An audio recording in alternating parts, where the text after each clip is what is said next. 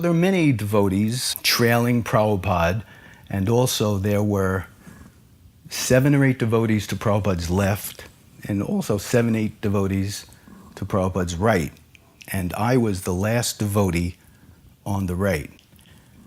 And this was just about the closest I'd ever been to Prabhupada other than being in a class.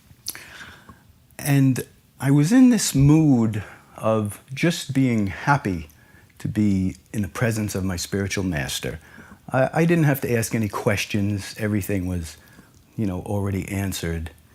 And in that mood, the questions that were being asked of Prabhupada by all the big guns, it appeared to me like they were just trying to hear themselves speak. And I was thinking, why don't they just be happy to be in the presence of their spiritual master?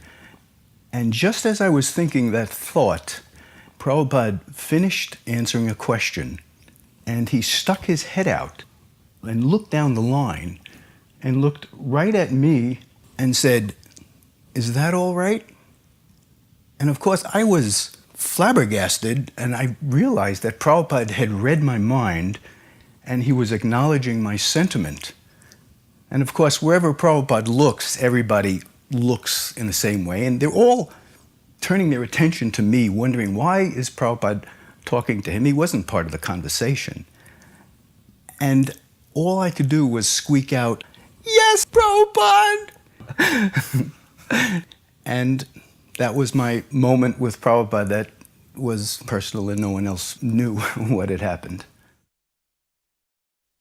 Prabhupada had sent me to be GBC of Latin America in 1974, and within, I guess in less than 2 years, by December of 1975, somehow things had gone well. We'd printed books, and Latin America actually became the world Sankirtan champion. And up to that time, no one had ever defeated Radha Damodar. So it was a big upset. No one expected it.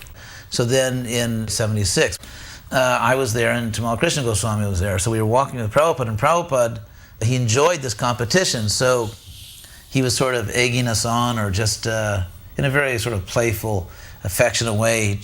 There I was with Tamal Krishna, and we were on either side of Prabhupada. So Prabhupada said, "So, no one could defeat Radha Damodar, but now Latin America has defeated you." And then he was laughing, and he stopped and said, "I like this competition." I remember we were just walking on Venice Beach, and sometimes a wave suddenly comes up faster and higher than you expected.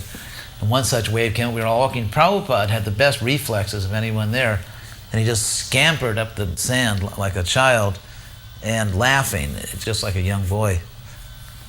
Another time, we had arrived in Venice Beach, and we had walked, and we're back in the parking lot. So whenever Prabhupada got back to the parking lot, he would stamp his feet on the ground to get the sand off.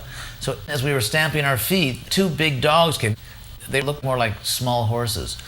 They were these huge dogs, and they started barking at us. I remember Brahmananda was there, and all these other big sannyasis. No one moved.